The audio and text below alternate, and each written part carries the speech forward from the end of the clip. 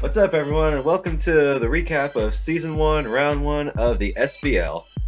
This week had some really good matches, so I'm just going to jump straight to them. Our first match was the Philadelphia Tyranitars versus the San Diego Electivires. Omega and the Tyranitars brought Tyranitar, Arcanine, Mega Blastoise, Porygon Z, Dragalge, and Scyther, while Zap and the Electivires brought Kabutops, Druddigon, Frostlass, Ampharos, Snorlax, and Scrafty. Now this battle started off relatively evenly, with Omega leading off with his mascot and Zap leading off with Kabutops. The sides exchanged Stealth Rocks in the first turn, and Kabutops did not have an initial response to Tyranitar, so Tyranitar was able to two-shot it with Earthquake. And then Zap decided to get crazy and well, not really crazy, but he decided to try to start going for the sweep with Scrafty. And most people would switch out when they see a Scrafty. Phone, you get one. Sorry, I've been watching a lot of Gym Leader Geo lately. Anyways, Scrafty set up a Dragon Dance, and Omega actually stayed in with Tyranitar and went for a Roar, which brought out, who did it bring out? Snorlax? No, Druddigon. And eventually Druddigon was able to take out Tyranitar, with Tyranitar missing, I think, at least one Stone Edge. And from there it was relatively even play, with Mega Blastoise putting in some work, as well as Arcanine. And on Omega's side, Dragalge just kind of went in and died. Scyther just kind of whittled down Snorlax at the end. And Mega Blastoise, let's see, what did Mega Blastoise do? He got a kill on... He was the one that killed Scrafty with, Aura Sphere. And then Ampharos Revenge killed the Blastoise. Porygon Z put in some work, Arcanine put in some work, Amphi put in some work, Snorlax put in some work. And eventually, it came down to Arcanine versus Snorlax at the very end. Snorlax was at very, very low health. And Arcanine was able to get the close combat victory. Well, the victory for Omega was 1-0, and it put him in a pretty good spot to start off. Meanwhile, Zap, he didn't really have the best of times in his first match, but by no means was he in a bad spot. He still has a great shot to really bring it back, and if he brings his really good mons in the future, like Scizor, Salamence, Melodic, Heatran, mons that are all really good in the draft format, he's going to end up doing really well. And I know Zap, he's a great battler. And yeah, Omega should do pretty well in the future too. Alright, moving on to our second match. It was actually my match. It was the Miami Manaphies and Piptina versus me and Diancie United. Piptina and the Manaphies brought Manaphy, Smeargle, Slurpuff, Heracross, Emboar, and Registeel, while I brought Galvantula, Mega Aggron, Latios, Dunsparce, Suicune, and Primeape. Now, I felt like such a pro in the very first turn. I led off with Primeape, expecting him to lead off with Smeargle, and that's exactly what happened, and I noticed a typo there. Smeargle did not actually get a kill, that was Slurpuff, but we'll get to that in a few.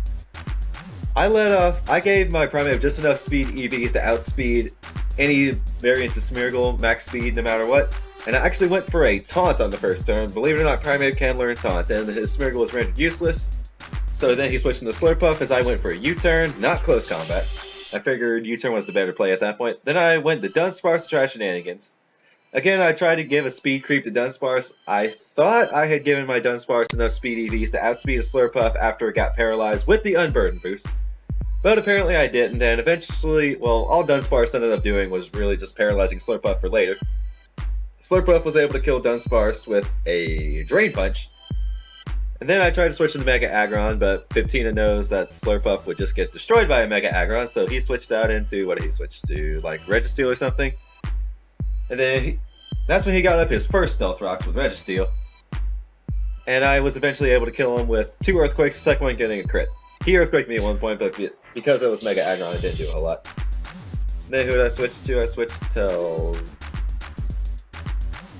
He ended up switching into Emboar on Mega Aggron. I switched into Latios, and Flare Blitz did a whole crap ton of damage. Basically, it meant my Latios could only get 2 hits in no matter what. So I killed the Emboar with a Psyshock, I believe. Then the Manaphy started coming in. I knew I was dead in one more hit anyway because I was 3% after Life Orb, so I just went for the Defog to get rid of the rocks for my Galvantula. And he started setting up a Tail Glow. Then I attacked him with a Draco Meteor. And then I died to Life Orb, well, Latios did. And then Manaphy set up a second Tail Glow. Now, most people would have been worried at that point, but I had a Galvantula waiting, and Manaphy was at low health, so I was able to kill it with a Volt Switch. After that, I went into Suicune, as he went into Smeargle. And then I knew the Smeargle had a spore, from turn 1. And then I thought, who would be probably the Pokemon I would want to sleep most? So I went back into Galvantula, and then I started letting him set up his hazards, which is all Smeargle was able to do. I slept for 1 turn, then got off a good Thunder with a Para. Then he put me to sleep again, I think. No, I set up the Sticky Webs first, then hit him with Thunder, and then got the Para off, as he put me back to sleep. Then he set up a layer of spikes or something, I think, because he had Stealth Rocks up too with Smeargle. 2 Stealth Rockers, interesting. And then Galvantula was able to kill him off with a Bug Buzz, because I didn't want to potentially risk Thunder missing. And after that, it was just a cleanup sweep from Galvantula. His Pokemon were dropping 1 by 1. And I was definitely not expecting that out of Galvantula, of all Pokemon, because while Galvantula is strong and is really frail, and that's the set I used for Galvantula was really just a suicide lead. Also, my Suicune kind of just went in there and did nothing. He went in there, said hi, then went back to Galvantula, and which ended in a 4-0 win for me. Now, by no means did 15 play badly, it's just that I'm really kind of over-aggressive playing Pokemon, especially with Showdown, because back in the day, I would try to improve myself with every battle I played in Smogon, or at least on Showdown. And I know Showdown, has a lot of hacks, but I try to look past that. And I'm just going to stop rambling and move on to our third match, which was Arctis and the Green Bay Pachirisus versus Meep and the Lumiose Lampents. To this battle, Arctis brought Mega Sharpedo, Latias, Entei, Whimsicott, Magneton, and Sandslash, while Meep and the Lampents brought Dragonite, Crobat, Jolteon, Mega Gyarados, Shedinja, and Starmie. Alright, so what did this start off with? It started off with Jolteon versus Sandslash, which is normally a bad matchup for Jolteon, except Jolteon was the sub-Baton Pass Wish variant. So it was able to get up a substitute while Sandslash set up the rocks, and then Baton Pass the substitute at the Crobats to avoid the Earthquake. I couldn't think of Earthquake for a minute. And then Crobat went for a U-turn as I believe Arctis switched into Magneton at that point, which got rid of the substitute on Dragonite. Well, Dragonite never had a substitute, so what am I talking about? But the key plays here from Arctis were from the Whimsicott. Despite getting no kills, it really set the tone. By getting off Stun Spore left and right, at one point, a majority of Meep's team was paralyzed. The Megados was paralyzed. The Starmie was paralyzed. I don't think the Crobat was, but it might have been. It didn't make a difference. At one point, Mega Gyarados was able to come in, get up a Dragon Dance, and sweep a few of Arctis' Pokemon, such as the Entei, the Whimsicott, and the Magneton. And then eventually the Entei had gotten it weak enough to where Latias could come in and revenge kill it with a Draco Meteor.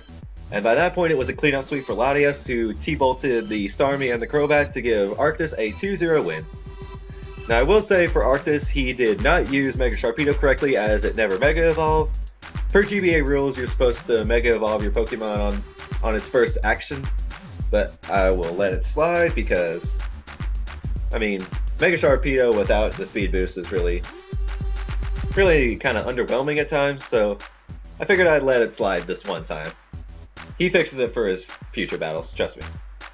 Okay, next up we have ACAT and the Columbus Chatots versus Rock and Liepard City. To this battle, ACAT brought Skarmory, Slowbro, Amoonguss, Sableye, Mega Charizard X, and Umbreon, while Rock brought Jirachi, Tornadus, Mega Sceptile, Terrakion, Rotom Wash, and Chandelure. Now, as you can see, this battle was a 6-0. Oh boy. Rock's gonna have some explaining to do for this one later on. Just kidding, he won't. His excuse was that he had just woke up, so he was still tired, but then again, that was also ACAT's excuse. Let's see, how did the battle start off? It started off with Sableye versus something Rock didn't want out, so he switched into Torn. And then or maybe it was Sableye versus Torn to start. And the Sableye started off with an Attract. What? Excuse me. Yeah, the Attract first turn was just, what the heck just happened? Tornadus was able to break free and use a Taunt on Sableye, which would have been good, except the Sableye had a Mental Herb in preparation for a Taunt. And then the Sableye was able to use the Mental Herb and then Taunt Torn back. And that was a big tone setter early on. And then Rock switched out. I don't remember what he switched into. I think he did some switching around a lot, and eventually he made its way to Mega Sceptile. Anyways, yeah. Like, I just watched all these battles again, but I'm, like, blanking on a lot of them. Skarmory came in, set up some Stealth Rocks, and then Umbreon came on Jirachi at one point, I think. And then Umbreon was actually a cursed payback set, kind of a throwback to 4th gen. And after a couple of paybacks, Umbreon was able to take out Jirachi, only getting para-flinched by the first Iron Head, and not taking a drop from Moonblast. From there, Mega Charizard X was kind of able to get up a Dragon Dance and then start sweeping a lot of the rest of Rock's team. Let's see. I see only 5 kills here. I think one of his Pokemon died indirectly. Yeah, I think the Tornadus died to Toxic. So the Megazord was able to get kills on Mega Sceptile, Rotom Wash, and Chandelure, who were all kind of weakened at that point. Well, actually, he didn't directly go for the kill on Chandelure at one point. He went for the Roost as Chandelure went for a Specs boosted Shadow Ball. I know because I actually made Rock's team for him, so I owe him for that one. But then Megazord was able to live that and get off a Dragon Claw to kill Chandelure. And then he actually decided to switch out for the Terrakion, fearing that he wouldn't be able to kill it directly. So Slowbro was able to come in and kill it into Scalds for the 6-0. So yeah, at this point, ACAT set the tone early. He has established himself as a really good battler, while Rock, on the other hand, he shows potential at times. He just needs to like fine-tune his game at certain points. I'm not going to bash him too much. He is my cousin after all. And ACAT, let's just see if he can keep up this form. Alright, and our last battle of round 1, was Iron and the Germania Nidokings versus Lux and the California Volbeats.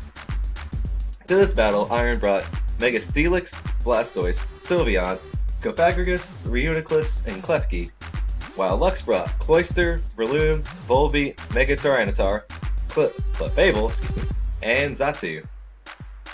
Let's see, this battle started out with Xatu versus Mega Steelix. Xatu missed the Heat Wave, and Mega Steelix tried to use Stealth Rock on a Magic Bound Xatu, so the first turn, was a comedy of errors. Sorry about that. Then eventually Xatu was able to get off a few more... What was it able to do? I don't even remember, but...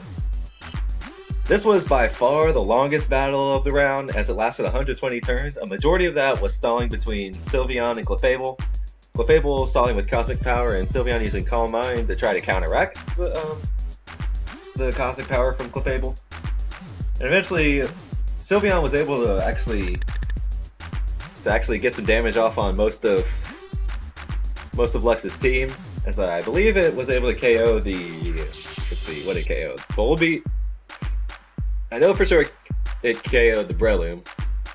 And I'm not sure about where it got its third kill, but either way, most of that was Sylveon versus Clefable just healing and boosting up. So eventually Iron switched out to Cofagrigus, and even more stalling happened. But the play of the game for me was right at the end, whenever Iron was down to just, let's see, what was he down to? I think he was just down to Sylveon, Mega Steelix, and Reuniclus. Reuniclus was able to get off a Trick Room on the Clefable, and then it switched out to Mega Steelix, who was naturally slower than Clefable, and it was able to kill it with 2 Heavy Slams because Clefable was out of Flamethrowers at that point, to let Iron pick up a 3-0 win to start off round 1 for him. Now, by no means did Lux battle badly, but at this particular instance, Iron played better. That's all it really is to say about that battle. Alright, and now for the standings, I believe. At the top, we have ACAT and the Columbus Chatots, 1 win, no loss, and a +6 differential. Second place is me and Diancie United, 1 win, no loss, and a +4 differential. In third place is Iron and the Nidokings with 1 win, no loss, and a +3 differential. In fourth place is Arctis and the Pachirisus with 1 win, no loss, and a +2 differential. Fifth is Omega and the Philadelphia Tyranitars, 1 win, no loss, and +1. Then I put Crimson and the Arizona Arcanines in the middle, having not played a game yet because round 1 was his bye. Yes, every team is going to have a bye at one point or another. And then the losing teams from round 1, Zap was leading those with a -1 differential. Then Meep had a -2 differential, Lux with a -3, Piptina with a -4, and Rock with a -6. And if you have any other questions or comments or anything, all battles will be in the description of this video. Well, all replays, excuse me. And we'll look forward to round 2 for later. So yeah, we'll see you guys next time.